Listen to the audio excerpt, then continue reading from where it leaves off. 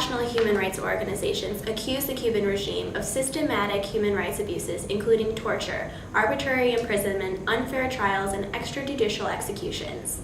Cuban law harshly limits freedom of expression, association, assembly, movement, and the press. There is no due process. The judicial system is constitutionally subordinate to the government. The United States and the inter-American community are united in condemning human rights repression in Cuba and Venezuela. The Organization of American States, OAS, says in its own new report that the Cuban people endure a permanent and systematic violation of their fundamental rights. 34 nations of North, South, and Central America, as well as the Caribbean, participate in the OAS.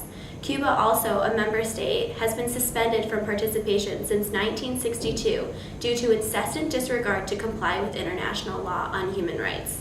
The State Department has issued releases that believe the OAS can play a constructive role in assisting genuine transition to democracy in Cuba, and the OAS report sets an important marker in noting the right of the Cuban people to enjoy the essential elements of the representative democracy as enshrined in the Inter-American Democratic Charter.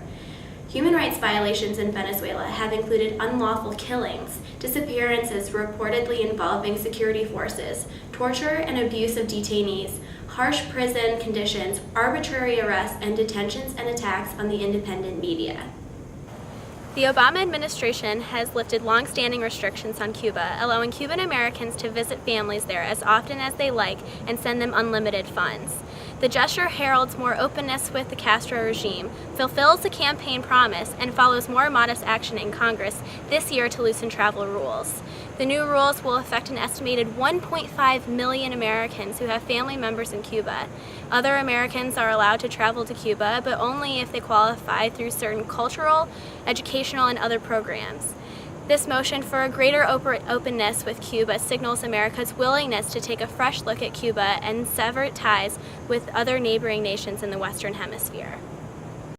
The administration should go one step further to lift the economic embargo on Cuba. The economic embargo on Cuba must be lifted in order to feed the two conflicting perspectives that Cuba is a deliverer of education, healthcare, and democracy, and a violator of human rights with no regard for its citizens. There is a truth to both perspectives.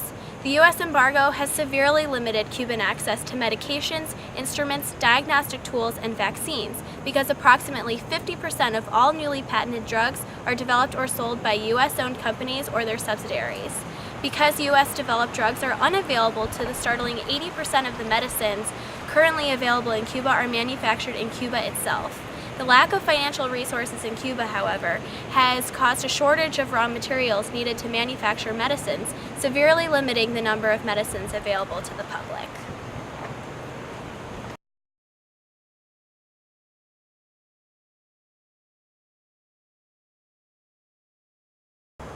Due to intellectual property laws, Cuba can only sell and produce generic drugs, once again limiting the only number of medicines available